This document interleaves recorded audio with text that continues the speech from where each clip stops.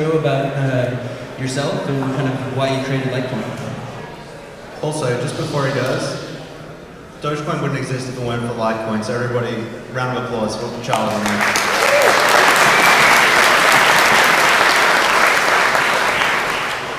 Well, thanks for having me. I'm very happy to be here. I feel like Dogecoin is really doing something really cool for the cryptocurrency community.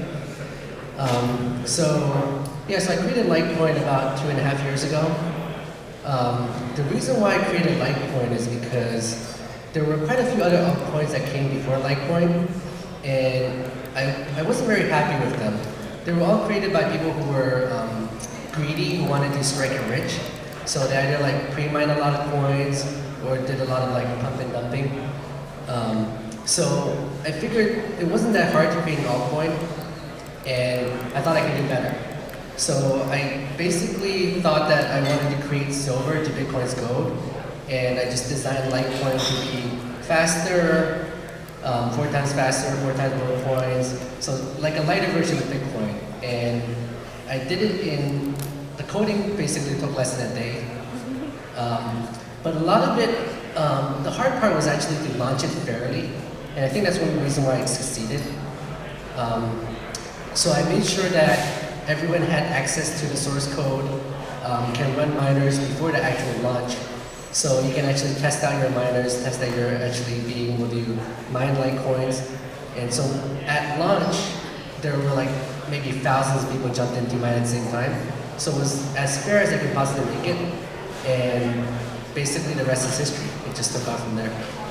Yeah, that's amazing. And then I guess DogeCon was born out of that as well. And Dogecoin. Dogecoin was actually, funny story actually, Dogecoin was actually born out of something called Litecoin, which had kind of the random block rewards that we originally had, so Billy, I think, forked off that. Well, thanks guys. I think everybody here is really excited that you both created those two separate coins. So there's a lot of cryptocurrencies, and you guys created some of the biggest ones. And I think there's a lot of people that are thinking, should I create one? How do I do that? What's the purpose? How long did it take you guys to create the currency? You said it took about a day for you. And then what does it take to make a digital currency take off like Litecoin or Dogecoin? So Dogecoin, like I said, it was from the time that Billy tweeted at me to the time we launched, it was about 2 days. So I think his explanation is it was 4 hours in his underwear. Yeah, just sitting at his computer doing it. So it really, I don't think that's the difference with altcoins. Sometimes it is technological innovation. I'm by no means saying that you shouldn't innovate. I think that there's no way to really tell. There's no way that I would have been able to tell that the Dogecoin would take off like it has. I think that really every altcoin is kind of like an exploration around what digital currency could do to improve, or just a different path that it could take. And so I think Dogecoin is really an interesting take in the way community can impact the adoption of the currency. And some people say it was the marketing. I don't think it is. I think it's because people kind of related to the Doge meme. And it's something that everybody could talk to one another about. I think that's it. And if you can make a currency something that people not only use, but that they can relate to one another with and not be strangers anymore, I think that helps build a community. I feel like to create a successful altcoin, you have to do something innovative, and you have to not be greedy about it. I see a lot of people creating altcoins just to try to kind of make money from it. A lot of pre-mines. And the community realized that. If they see a coin that's pre-mined, they won't support it because they know they're just supporting the creator, right? Whatever. So, Dogecoin wasn't created, it was created as a joke, right? So, and that's one of the main reasons why it took off. Because it wasn't serious to begin with. If you're supporting Dogecoin, you're not making someone else rich. And same thing for Litecoin, right? So people ask me why didn't I pre-mine, and I mean they think I could be rich if I pre-mine a lot of coins. But I tell them if I actually did pre-mine a lot of coins, the coin wouldn't have taken off. because the reason why people like Litecoin is because of how fair it is. And yeah. Yeah, that makes sense. I guess with both Dogecoin and Litecoin, there's a tremendous amount of people, obviously, that really care about it. But it's a decentralized organization, right? There's like no company that runs Dogecoin. There's no company that runs Litecoin. But you guys, created the coin. So maybe you're not like the CEO of the cryptocurrency, right? But you still have a role. And that's probably something you guys are still trying to figure out what it is. So how do you guys see your roles in your cryptocurrencies that you created? Well, there's no company, but there's definitely like a team, right? There's a development team behind Litecoin that's working on improving the code base. There's a team of people working on like wallets, and same for Dogecoin. So I see my role as, I guess, just evangelizing Litecoin, go to different conferences, talking to people about Litecoin, convincing exchanges and merchants and users to start using and supporting Litecoin. I think that's how to make a coin more popular. When there's people using it, there's merchants accepting it, then it'll be successful. Yeah, I'm certainly not CEO by any means. I'm still trying to convince Josh Merlin to accept me as Chief WoW Officer at DogeCon, but we'll see. Yeah, I think that Dogecoin is really community driven, right down to the development and everything that we do. None of those charities that we donated to were picked by me or any one person. It was all a community effort. The Jamaican bobsled team thing, for instance, is something that somebody just posted on Reddit, and then next thing we know, we've raised $30,000. And I think that's why I've started bringing in people to take over the development. I think the worst thing that can happen is that I become like the bottleneck for the development and future of this cryptocurrency. The future of something shouldn't hinge on one person. So I think that's where we're headed with the foundation, with everything, so that it's owned by 51%, if you will.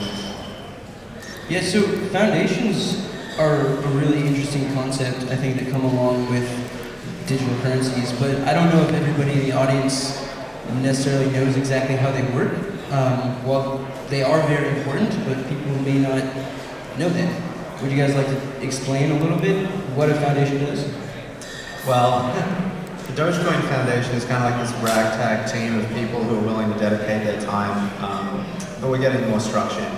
I think in Bitcoin's case, there's been a little bit of drama around the Bitcoin Foundation. I think you kind of have to buy your way into it, which I'm not necessarily a fan of. Because I'm kind of against the centralization of power at the top like that. Which is, you don't want just the top merchant services and that to all be controlling the future of Bitcoin. It's a recipe for disaster. But Dogecoin, I think anybody can really join the foundation. I think it's really community-led. Recently, Moolah, who have been, doing a lot of the holding addresses, so when we run charities, the community have kind of voted them in as the group that they trust. And really, I think that's what it's all about with a foundation. In all of cryptocurrency, you're working in a trustless environment, and so it's about establishing people that you can kind of trust, so that when you're storing the equivalent of $50,000 in an account or a wallet, you can actually trust that these guys are going to do the right thing, and that these guys are going to make the right decision about the future of the currency. Yeah, Litecoin has something called the Litecoin Association. So yeah, one thing about the Bitcoin Foundation, it seems to be more corporate focused. A lot of the larger Bitcoin companies are like founding members of the Bitcoin Foundation. But similar to Dogecoin, Litecoin Association is made up of community members. They do a lot of like support the forums, hosting services, basically whatever it takes to help Litecoin succeed. And yeah, it is something like the community can trust. And it's made up of basically the community, right? I guess that's got to be kind of complicated sometimes because you're managing giant communities, right? Like I know I think Forbes wrote a post where they said, "Hey guys, we're getting bombarded by Dogecoin people about trying to, sending us press releases. Like, please calm down a little bit." But they still wrote the story. So you guys met within the past month, right? For the first time? And there's been some talk about maybe Dogecoin and Litecoin joining forces a little bit, working together. Is that going to happen? Are you guys going to end up working together? And if so, what does that look like? So yeah, so I met Jax at the Coin Summit conference, and over email exchange afterwards, one thing I brought up to him was the fact that Dogecoin has what I consider a problem with the mining algorithm. Basically, the halvings are happening too fast, and it's going to cause miners to leave and not mine the coin because it won't be profitable. So in the immediate future, I see the hash rate dropping by a lot unless the price of Dogecoin rises substantially to counter that. And if the hash rate drops a lot, with script ASICs coming, the coin will be easily attacked with 51% by a small ASIC farm. And so, do you want to explain real quick for everyone what the script ASICs are? So a script ASIC is just a machine that is hardware created specifically to mine script, which is the mining algorithm behind Dogecoin and Litecoin. So those machines will be a lot more efficient, potentially cheaper than GPUs.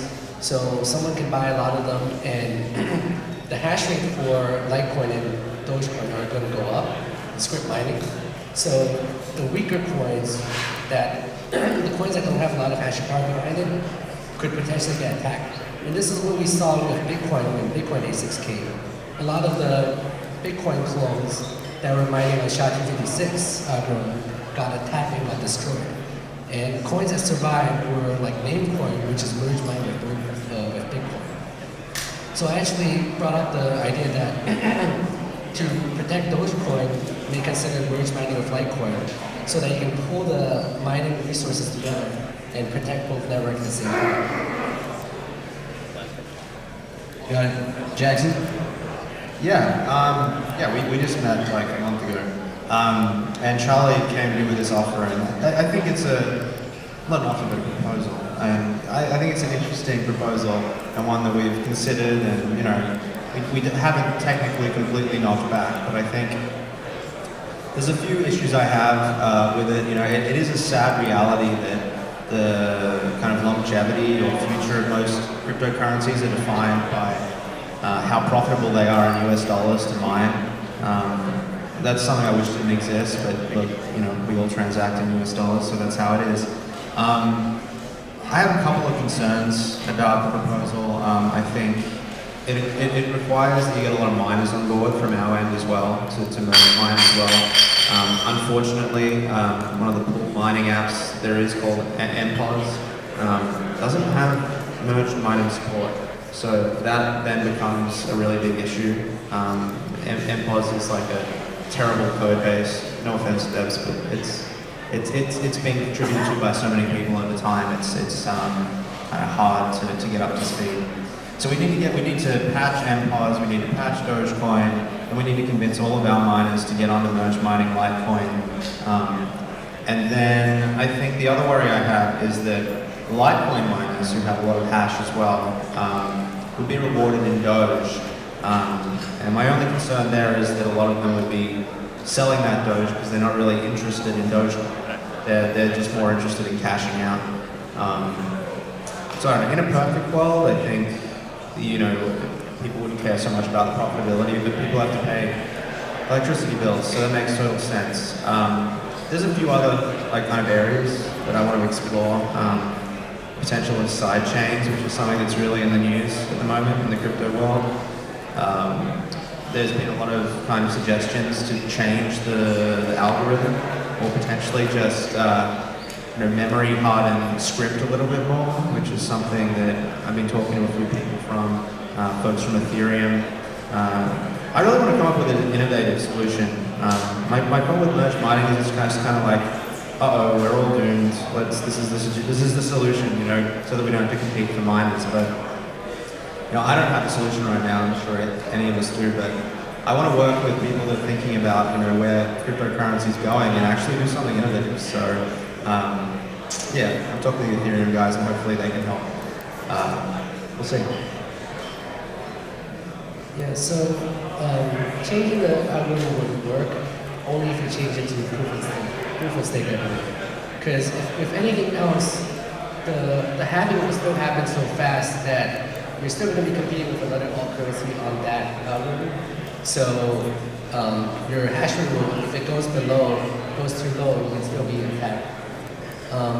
So I think there's only a few options that really would work.